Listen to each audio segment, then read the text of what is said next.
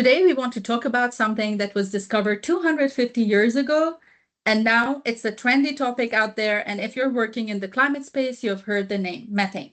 Methane is turbocharging global warming 80 times faster than CO2 in the near term. And let's just rewind the gossip timeline. Back in 1776, a young scientist named Alessandro Volta was just hanging around in the marshes near Lake Maggiore in Italy, and he was just minding his business, but then he notices some bubbles coming out of the mud. So if it was us, we would just cross by the mud, but then he was smart enough to wait there, capture the gas, and discover methane. And now, 250 years later, we can see that methane is top in the scientific group chat and super active. And this year, from 30th of March till 2nd of April, we are gathering in Ispira, Italy, where Alessandro Volta discovered methane to mark the 250 years of discovery of methane. The conference is hosted by the European Commission Joint Research Center in collaboration with the CCAC, the Climate and Clean Air Coalition, Spark Climate Solutions, EDF, IGST, Global Carbon Projects, and UNEP's INEO.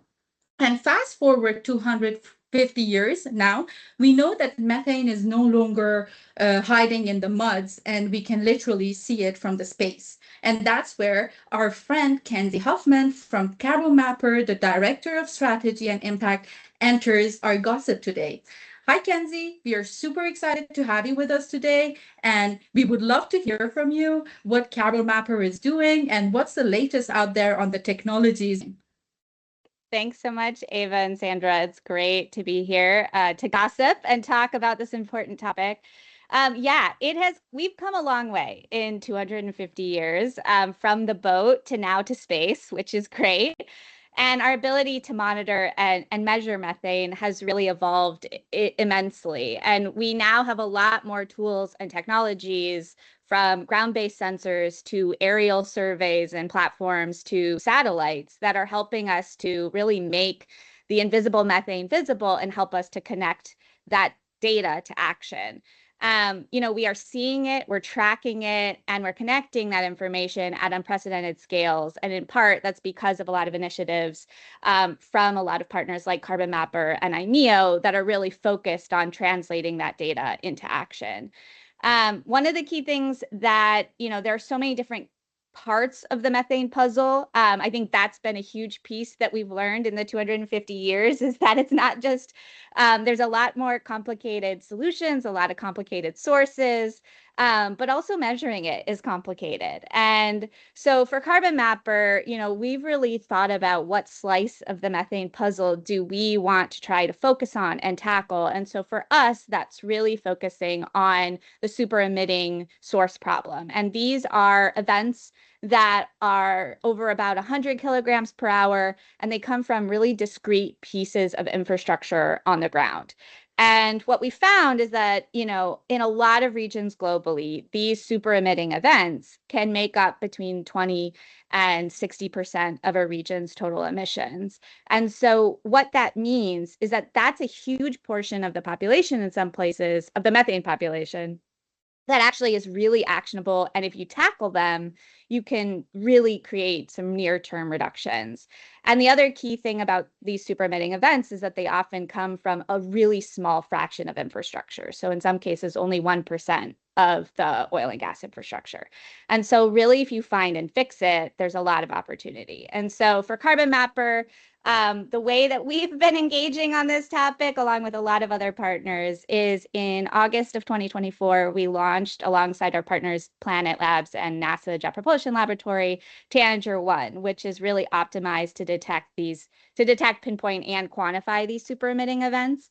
And then we work really, really closely with the whole ecosystem to not only analyze the data and translate it, we make it publicly available on a public platform, and then work with stakeholders to drive action. And I think this is one of the, things that were not even considered 250 years ago, but the ability and the technology that we have today is really opening up access and doing it in a global way, which is what we need, to tackle the methane challenge at scale. Kenzie, it's so interesting and also exciting to hear about you kind of creating a plan for prioritizing how we can make the most impact in the fastest way. And I'm just wondering what you think is needed to really fill this data to action gap to scale up the solutions. Yeah, it's a really critical topic. And one of the things that our CEO Riley Duran often says is it's not the rocket science that's the hard part. It's actually the sociothermodynamics. And so, really, what that means is we live in a complex system with competing incentives. And so, figuring out the data is just one step. And then now we need to connect it to all of these different possibilities and use cases and levers for action. And so that's really the hard part. And so from our perspective, in working with the ecosystem, one is generally a need for increased capacity and resources to be able to actually use the data and understand the data.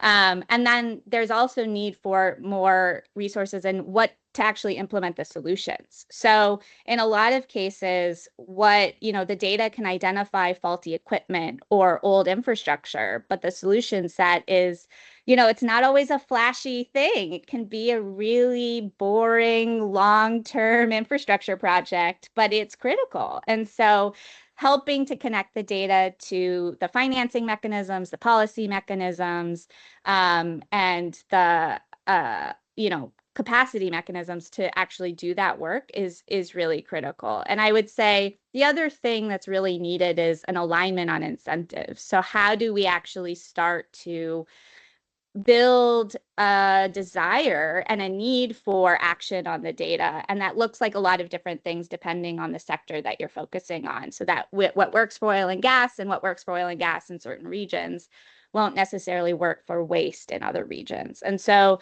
I think what it means is bringing together, the community with the science and talking about where we can do more to align those incentives and support the policies that are online and coming to be that were derived by and are led by the ambition from the Global Methane Pledge to really get us to where we need to go to meet the pledge.